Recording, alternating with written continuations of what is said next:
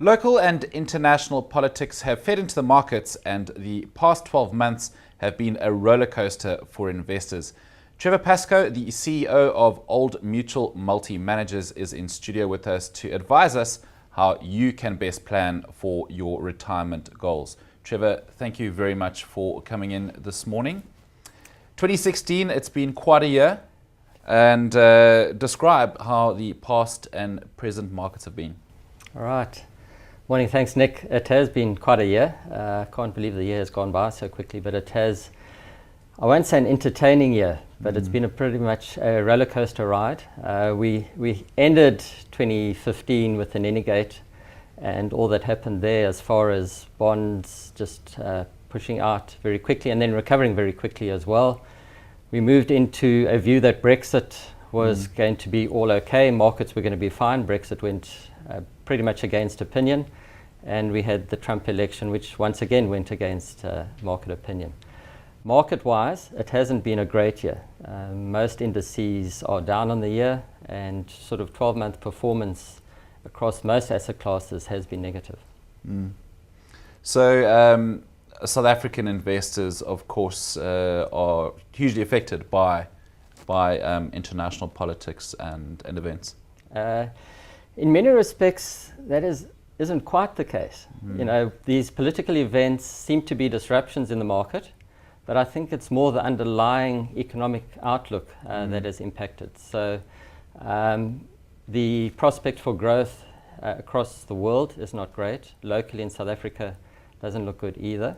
So while we have these political events, they do disrupt and impact markets, but in the long run, it's actually the underlying economic circumstances that determine where markets are going to go.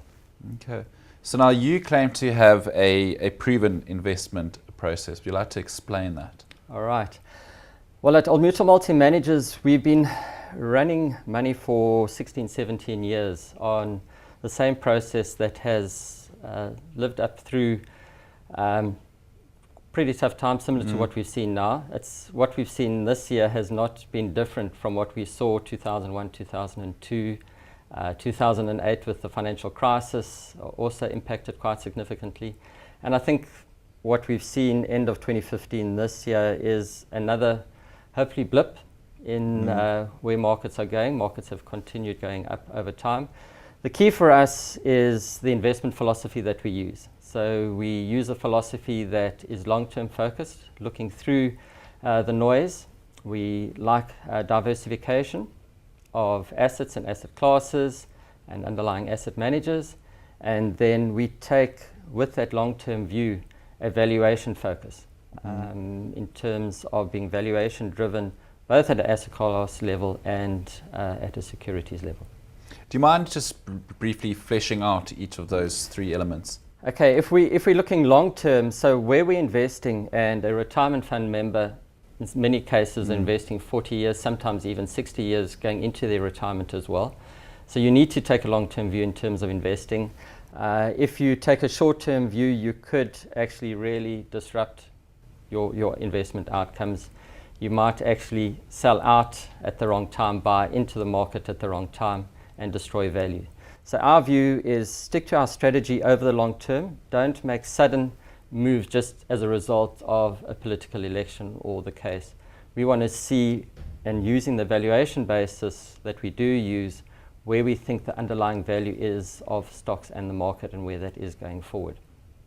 Diversification is where we actually look at the different asset classes, and we use as many asset classes as we see is going to derive value. So we introduced hedge funds a couple of years ago because we saw value in hedge funds. We use local and offshore property also to diversify. So we diversify asset class-wise. And then being a multi-manager, we use a range of asset managers in the lineup of our portfolios. We don't like to be too diversified, because you could actually then end up getting what the market will give and pay fees over and above what one should.